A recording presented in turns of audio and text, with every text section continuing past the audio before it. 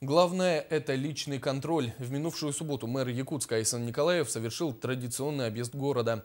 Он проверил объекты строительства, ЖКХ и даже пункт полиции в одном из районов столицы. Подробности далее.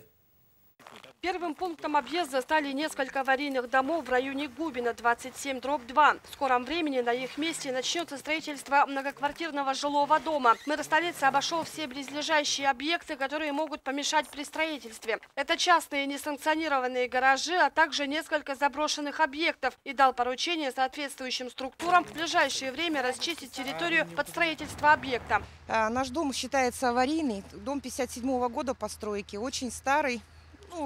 Как много домов в Якутске. Вот обратились в мэрию по поводу сноса нашего дома. И нам пообещали снос нашего дома в 2015 году.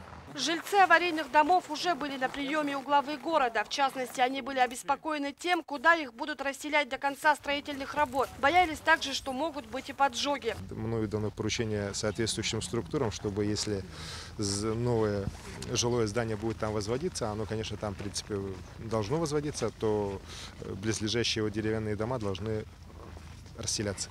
И после этого лишь должно идти строительство.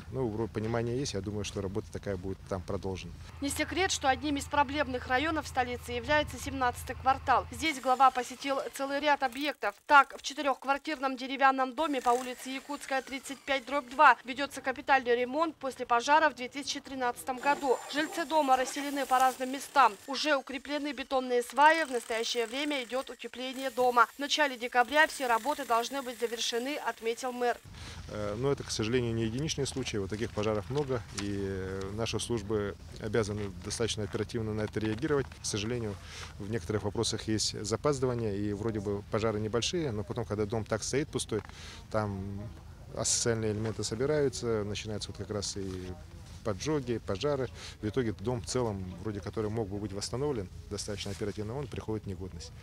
И с этим мы будем бороться, в том числе и с помощью наших участковых, с помощью нашей полиции. Также мэр столицы посетил участковый пункт полиции, который находится возле торгового центра «Меркурий». Он открылся летом этого года. Открытие пункта в самом неблагополучном квартале Якутска заметно улучшил преступную ситуацию в строительном округе. Участковые уполномоченные и инспектора по делам несовершеннолетних обслуживают более 500 домов. Кроме участковых, у нас здесь дежурят суточно патрульно-постовая служба.